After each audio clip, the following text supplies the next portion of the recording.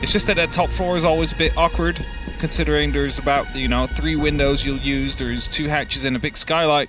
It's the only real entry point you will be focusing with, but we will be highlighting that as we go on throughout this game. First, the bans, though, to determine which of these operators are not going to be in play today. And the first one is Dokkaebi. Not a ban you see very often. No, I mean, she's very present. She finds her way into a lot of rosters and lineups. She's a decent gun, an exceptional gun in the right hands, the ability to cancel out the use of drones. Hey, who likes watching on cams and sort of playing that game? BDS do. They've got Maestro players, they've got Echo players, they've got Valkyrie players. It's that sort of thing where it's not just that it can be a good gun in the right hands and a good push, but it can also remove a lot, especially with the removal of obviously previously expired players watching from beyond the grave. Yeah, they wouldn't be able to use their phones or turn them off, so Azami and Solos both being banned here. It's like we've gone back 2 months. We've gone back 2 months. Well, not 2 months. Talk about the 6 months. Azami ban, of course. Azami very powerful in general, but especially if you're talking about the top floor. Often the piano is one of those first entry points you really want to go for as the attack, and Azami with all the keeper barriers is really always there to make it a bit of a mess for the attackers, a maze they need to fight through. So seeing that removed, not really that surprising. Solas, well, we all know, all the drones are coming in from the ground floor here. There's only 2-3 staircases they can come up from, so, just a quick check, and you often find yourself with 2 or 3 drones quickly. So with that, also a logical removal. We've discussed the others. She's almost at her most powerful in this map, I think. You have to think how I agree. Narrow Cafe is, a sort of a ground upside, a sort of smart playing Solas might not be able to get the read on every single drone, but you compare it with the sort of vastness of a map like Club or a map like Villa. You're not going to get eyes on every single staircase. There's always going to be ways drones can get up here, and the boxy nature of Cafe. Now, I just saw, I'm not sure if they stuck with it, but they have left one of the walls soft near red and actually made some punch holes in it for the drop. So this tells me someone's going to be playing inside of the piano here, trying to stop them if they drop through that hatch. Because we were talking about it before, it's a bit awkward because often that hatch is the first one that gets approached by the attackers. Yeah. They get in, and then they try and get into piano and force something from there on. Yeah, and that's even though obviously the site, it's opening itself on reading, it's in the mid-floor, you've still sort of got that double prong. There it is though, look at this. Noah up 1 stair set, the Nook coming in onto Walk-in itself, looking towards Brown. This is maybe the most dangerous stair set to just go for the approach. The first fight is one effect with the Deagle. Well, that is an unfortunate opening there for Noah. Had everything that he needed, but unfortunately just could not get the right connection. It was a very nice shot played, probably with a little bit of a scream of panic from Efak at the same second. However, here, can the Nook bring some of this back? They might have gone, well, there's only going to be one of them sneaking up. Kanto is going to see if they can make the same thing happen. Shaiko on the mute jammer, just tucked around onto that balcony. They're now underneath. They're going to let the ability recharge, get themselves slightly prepped up. Shaiko hasn't rooted himself around into the opposite end as of yet. Attention is going to be brought towards those sides. And for now, it's a sort of sit, wait. The gadget will come back together, and maybe they can try and either sneak their way up Zulu and get a free pick there, or put some pressure onto the door itself. Kanto has the opportunity to just wait there, see if any rotations come down from the pillar side of things.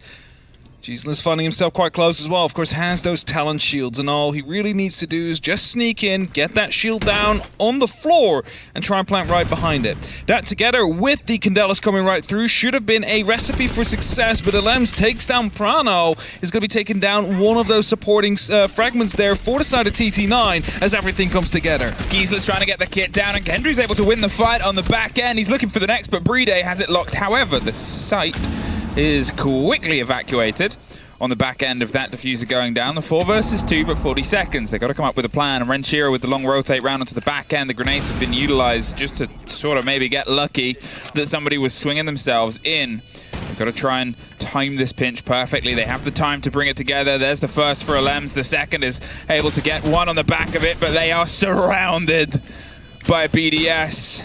And they strike back. They take it back. They get the kit back, and they get the first round. Using the talent shield to get the plan down there is exactly what they wanted to do. Just lost a bit too many of the supporting factors right behind them. Means there wasn't an opportunity to try to set up a post plan there. And this kind of a take we just saw from TT9, it's kind of the definition of take what you need, but nothing more than that. Because what did they have, if you start thinking back? Well, they had the engine room, they had trains, and they had about 2 meters into the actual bomb site itself. There was no player anywhere else to be seen. And it makes it really easy for BDS to just rotate around you, to just pick you up as, you know, they slowly start to collapse on you. And we need to see a bit more of that width coming down from TT9. I think, obviously, the first kill going away from them, not being able to catch anybody on the second. You know, if Shaiko was one step further forward towards that balcony, it's not a guaranteed kill for Kanto, but at least he would have had a fight there, and he might have been able to pull the body balance back together. Instead, the first play wasn't quite able to activate. The second play was never close to activating itself. A bit of a false start. We all have them. It's BDS, though, claiming that one back, retaking the territory, and there was a second of kitchen before they locked in bar instead. Get the top done, see if they can get it rocked around. Mira, while she's on the board, she does have a lot of usage here. Yeah, also one of those architects, of course. We keep on mentioning that. It's the specification some of these operators fall in, but with these long lines of sight created towards the piano, it's going to be making it just so much more awkward for TT9 to truly move through without having to worry about being shot at. The way to counter that, of course, is to get someone over on the opposite rappel. You might be able to go for some shots. What are coordinated you doing? breach. What coordinated are breach. You doing? There's one. Shaiko can't get the second. They take the drop on the other hatch as well. 3 players tried to hit the ground running there, and only one of them was able to finish the landing. They at least got revenge, but that's 2 for 2 of unfortunate starts for Noah now. Really not the way you want to get your teeth into this game from what he was able to pull together yesterday as well. BDS, they did suffer. They obviously lost Shaiko, who was suddenly swarmed. Yeah, I mean, I'm not quite 100% sure if they knew that Shaiko was there, because the idea was to drop down the red hatch and the new hatch both at the same time and probably collapse into the player out there. But it's a bit of a dangerous move, you know, if there's no previous like distraction coming through, no flashbangs to blind Shaiko.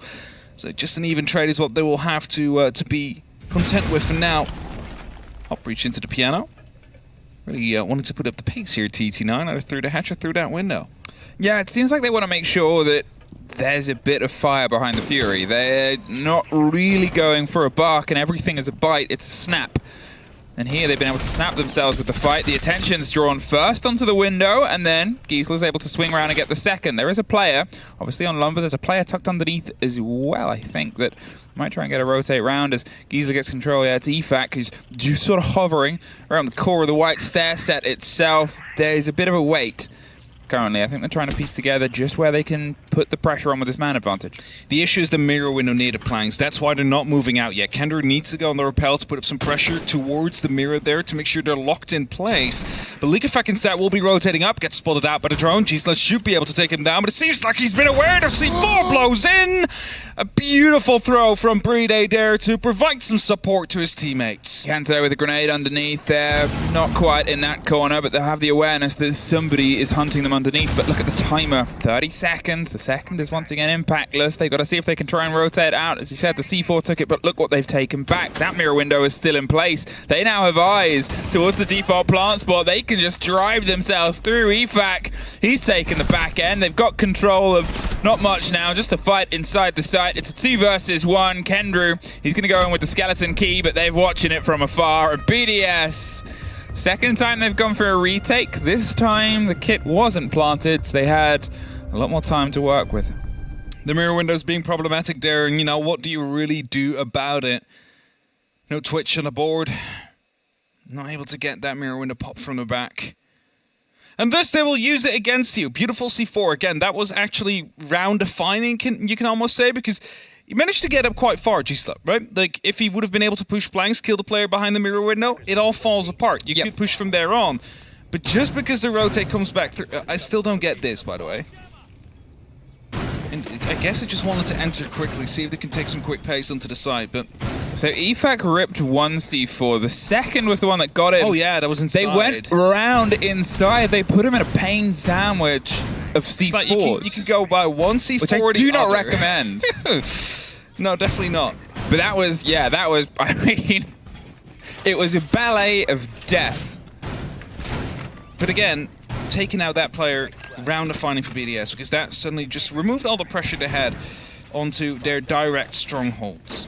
Going towards the kitchen now, and BDS, they really do love the strategy of opening up every single wall, at least to some extent, where they have long angles all the way through. We've seen this work against them a couple of times as well, where attackers managed to get a hold of these strong positions, use their high magnification scopes on them as well.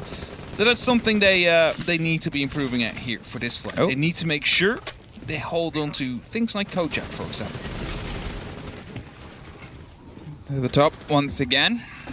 Hopefully they're able to get a little bit more on the entrance here. They were close before. It was an exciting second attempt, but here there's nobody directly to meet them on the opposite end. They're going for the hot drop once again. Shaiko isn't too far away. He's about to find a fight. There's two! The third cannot get there in time. Kanto does finally swing around the bottom of the stair set, and that entry statistic is still haunting them. You know, at this point, I don't know how to defend it anymore, Emmy.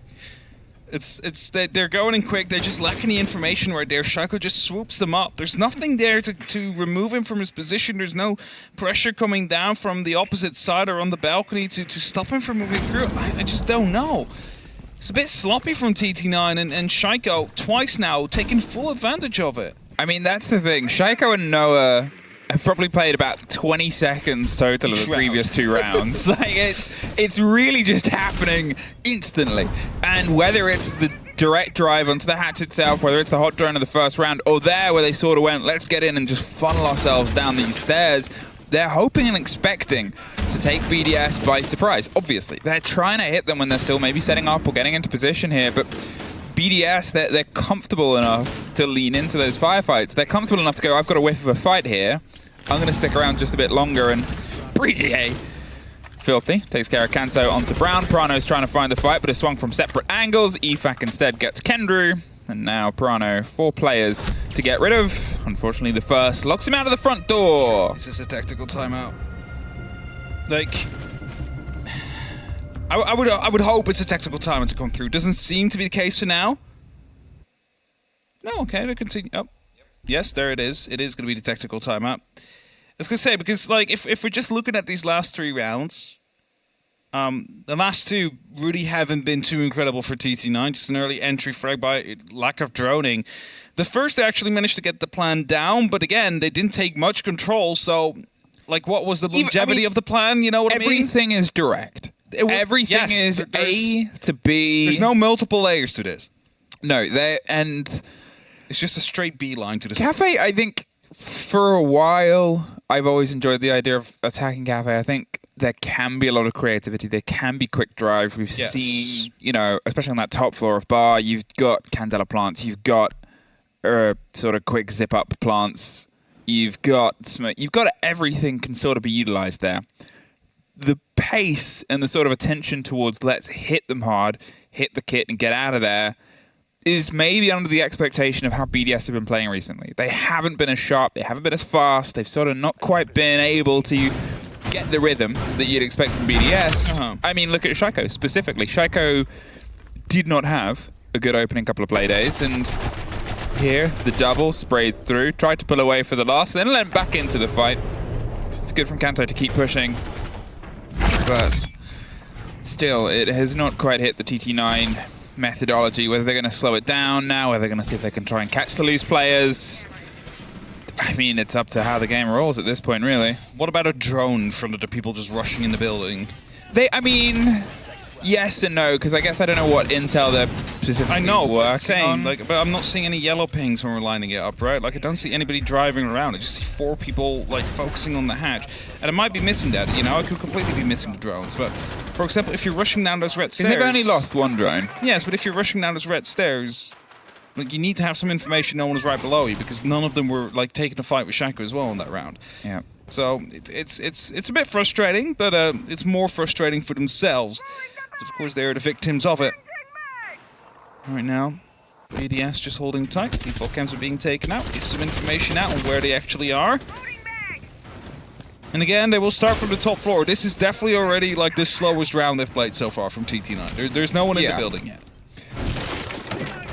Now, as they start to try and steady their hand, there's the drones rolling their way down the stairs. It's just being set up to watch and get an eye on the chance for rotate. The hatch is still obviously in position. They have the alibi around Cigar as well, paying some keen attention. They've sort of got someone above and below Red. It's just where they take the risk on the fight. How long do they watch? Are they still watching?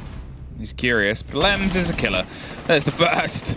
Swung around. Noah, again, unfortunately, another entry into the first exit of a round here. Much later on, obviously, they've been able to get some control and get some fight, but he'll still obviously be kicking himself and not quite getting his teeth in yet.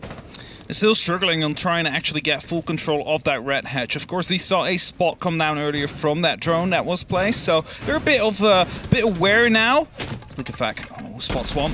That's just a free kill. The drone actually just drops down. So painful, but he gets the kill, he gets the drone, falls back instantly. No one dropping right after him to try and hunt him down, and that leaves TT9 with only up to 3 players now, still having to find themselves ways into the building, not having a single bit of control. Look at it. Shaiko still in Cigar, still kind of, I was going to say uncontested, but we cut to him and he's blind. The spray out over the top. Kendra gets one, gets dropped in response. They're inside the site, but he does not get the lock-in. I was going to say dropped out and drops out. He's not going to sit around and find the fight because Breeday's there with the C4. He's 2 for 2 across the uses of that on the bar. And, well, where's the site? It's downstairs. They're still aware of this. They have the sledge to try and start cracking his way through. It was all over territory above the site itself, and they can still play the site itself.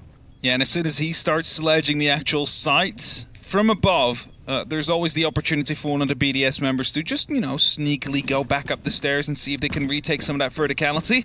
Brana drops on the pillars though, sees that the door has been barricaded off, gets spotted, shoots the cam, Shaiko finds him. It's BDS that will lock themselves off a 4th round right after the tactical timeout. There was definitely a bit of, you know, more passiveness coming down from TT9. They weren't as quick to the punch, or the attempt to punch, as they were before, but not quite able to find any form of success yet. If you are looking at the current sort of board of the group itself, obviously at the start of this, BDS sat in last place because they didn't have any points. TT9 had the 1, but TT9 had the worst round difference based on the very first playday, based on the -8s that they sort of sat on. BDS were on a -6. They're doing a lot of work here to make that a better situation for them. Obviously, you know, if the game goes into their favor, they're going to leapfrog them, regardless of what happens in that result. But that is the other game that BDS are playing right now, is they don't just have the deficit of points they've got to make up. The round difference is a whole where they are the only other negative team at the start of this game, alongside the team that they're playing. If there's an opportunity to shorten that gap, it is this game. Yeah, because realistically speaking, they are competing with Virtus.pro and Heroic right now in their group. Heroic only have 1 more game against VP. If they lose that within regulation, very reachable for BDS. But that's when, as you said, round differential comes into play. Currently Heroic +8. So it needs to be a very, very... So if they got 0-7, and that's based on what happened with the 7-0 against TT9, that's based on Heroic's opening play day. How things work out for them. It's just a continuation. The mirror window. Hey, remember when we said those were big problems? Well, there's at least one of them caught out. I'm not sure if the second was. That will still stand for now. They were able to get control of that mirror window, but there's plenty of time. And we talked about the power position Brito was in before, and Shaiko once again underneath the hatch. He doesn't get the kill this time around, but he does some damage. Moves towards the second. There's nobody quite able to lock him in, and Shaiko just sort of made the statement of, I'm still kind of playing this space. At least we have the bit of adaptability coming in from TT9 right now. Hey, mirror windows were a problem. Let's bring that Twitch, take it out. Now also some drones. I know exactly where Shaiko is, but he's able to escape with his life somehow. All the way back towards the shop. Hides in sight there. Roteros are now coming down to see if they can gather some information, even maybe break some. Second Twitch drone coming in as well. Should be able to go for a free mirror window pickup. No! Just got shut out by Lebs. Probably get the call out. Yeah. Because he was on his camera, then quickly went off to shoot it. And Shaiko finds Noah as the opener. That's 0 for 5 for Noah on those openings, and a rough day gets rougher. But can the rest of the team try and build on the back of the ground that he was starting to open up? Shaiko's been forced to a slightly different position. They've got some of the pressure coming over the opposite sides of the windows here, and there it is. Prano gets revenge. Shaiko was stuck inside Cigar. Didn't have the hatch, I believe, open as a rotate. Had the secondary to do it, but wanted to stick around and fight. That's pretty Shaiko for you. Here, just over a minute left. The attention towards the wall itself. Try and force the swing out, but Efak moved in.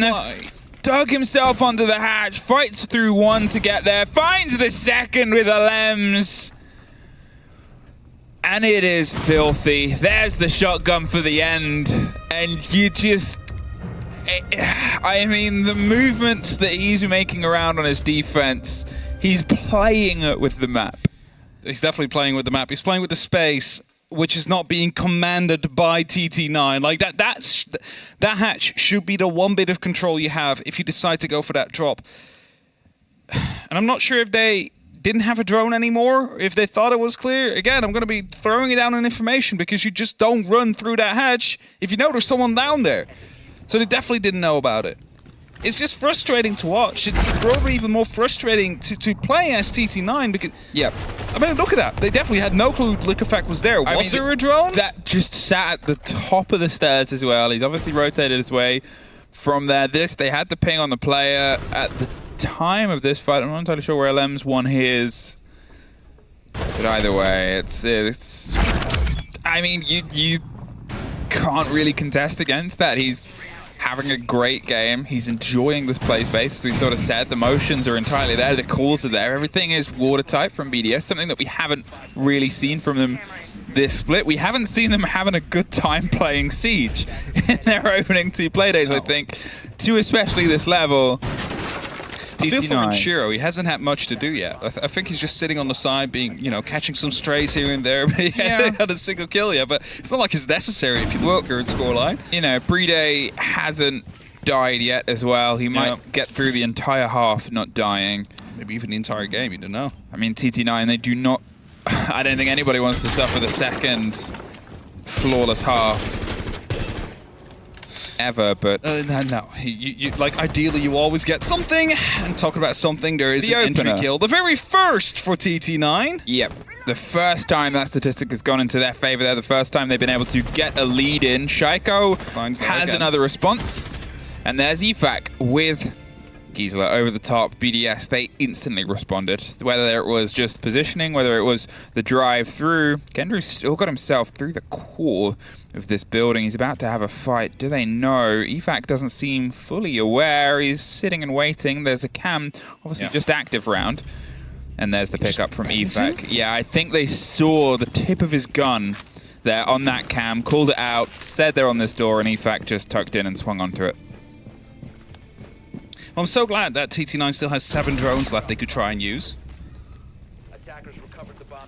How do you respond to this? I mean, it's so tough. You can have great games, you can have bad games. In the incomparable words of Demo, how do you beat someone on their day? This is a team that's had a rough week coming in on their day. It's fluid. It's fantastic Siege, and it's terrifyingly sharp as well from BDS. And they are just running. BDS is doing everything they need to do. Like, you're exactly right there. They're doing everything. They're punishing every single mistake that's being made by TT9. They're taking back the space that is not being commandeered by them. They're just like, if you're not going to play here, we will play here instead. Exactly. It's when you put an AI in any game onto the hardest difficulty, if there's a moment, it will take it. It doesn't think about it. It doesn't need to think about it. It just takes those moments. And that is entirely what this BDS is right now, is they're... Oh, I can take this fight from bottom of brown up towards I've taken it. Oh, I can take this... I've taken it. I can take this ground. Yeah, it's mine. And it's just continual, and it's consistent. And it's statistics now. It's so rocky. It's not a fun statistic for Noah. It's not a fun statistic, no. I mean, we pointed it out. They did win the opener in the very last round, but I actually love those statistics. Is that the first time we've seen them? I would say that's not a very fun fact. Well, I mean, I don't like. It's not. It didn't say fun. You could have said BD hasn't died yet. I think that's a more fun fact. We can quickly toss that in as well. But yeah, BDS, they're playing this perfectly. Now going over towards their attack, they have 6 opportunities to lock this off. Oh, they're going to do it in the first? I mean, they need a round differential. We mentioned it before. They do. They do need a round differential, and they need just 1 round here. For what was yesterday a very long day at the office. Yeah, it was speed run. I think it was like 54 rounds we played over the 4 games. Here, we're in a slightly different situation, but we'll see how they start to grow in. The core of the E1D. Ranchero trying to get the sneaky angle. Player on the far end. Obviously, TT9 have the benefit of defense working on their favor. At this point round, they've got a little bit less they've got to do as those quick pace drives. BDS, can they keep that same fluidity? Can they keep that same bout of control and pressure when they're the ones that have to apply it? Is going to be the sort of test of them at the minute. The thing is with BDS on this map is sometimes, especially on this top floor, they really do not take anything like strategically well. Like they don't manage to get control of piano, they don't manage to get control of the mirror windows. But what do? They snap their fingers, they just run in through the main door, and they kill all 5 players on the other side. Like that is just something that BDS has available to them. And I wouldn't be surprised if that's how this round ends. Like, they realize, okay, there's too many strongholds that we cannot deal with right now. Has someone watching piano, the rest will just go for a jump in and just try and get that plan down. Together with the flashbangs in the E1D to go for cover, could just as well be the end of it. Now, that mirror window is not going to get opened up. None of them are, actually, as both the Twitch drones have been taken down. It's a bit of a blow for the BDS attack here, but it's not the end. I believe that there is going to be a small rotation coming through. It's grenades being tossed in. Gisla almost losing his life out there by Shaiko. His second one will soon follow, but first, the Gemini to quickly confirm where these players are located. No real pressure coming down yet. In fact, finds the first. That's Kendra taken out from below. The C4 can no longer use that grenade. Comes through, finds a second. The third falls to the League. In fact, it's only up to Noah and Kento to stop this 7-0 from happening. Make that only, Kento. In a 4v1, locked off. A tragedy has struck here for TT9. A thankfully quick, but regrettably weak day at the office can only be punctuated by the power of BDS, who just let nothing slip by. They knew they couldn't. They knew they sat at the bottom of the board. Now they sit a little bit higher than the bottom, but there's 3 more teams above them. They have to